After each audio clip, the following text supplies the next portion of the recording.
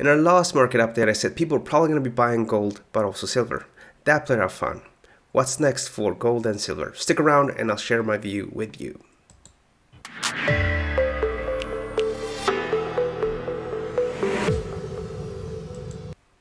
Alright guys, so as you might remember, we said that gold prices were trading sideways between 1903 and also being squeezed by this downward sloping trend line. Now this pattern by itself is a bearish pattern. It's what we call a descending triangle, and difference between this point and the neckline gives us a target of 1813, and that could still happen, and it's something I'm monitoring closely. But until we break this pattern, I said that we could probably go towards that trend line, and that's what's happening right now. Is that people are probably going to be buying between 1919 and 1903 and then target the upside. We're right now at 1950, and we can probably go up maybe up to 1960, 1963, maybe even 1970, and then we'll see what happens. This pattern can also break on the other side. That will be if we take out that trend defining level, or this trend line, sorry. And that gives us a target of 2068. So that could easily happen. However, trading that side of a pattern is not easy, and many times it results into false moves. So I would not be buying here. If I had to buy and I really wanted to buy, I would be buying down here at the levels. So let's see what happens over the next few days. Let's now take a look at silver.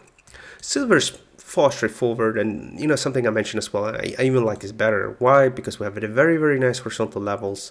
We have this here as well. I wouldn't go so far to call this a rectangle, but it is rectangle like, and if you wanted to, you could call it a descending triangle. So very similar pattern to what we're seeing in gold. And here the rationale is very straightforward. Look to be bullish between 26.33 and 25.70 for this to go up. It's gone up a small amount, but not by much. I still think we can go up to 28. What we also talked about last time was the influence of the dollar index. Now the dollar has been able to turn around, and in certain currencies you can see it potentially gaining a bit more over the next few days. I'm thinking possibly dollar CAD, but it's not a done deal yet. What you're looking at here right now is the dollar index. And the dollar index, as you know, has tumbled quite a lot. It was trading at 103 just when the COVID crisis was at its worst, and then it tumbled.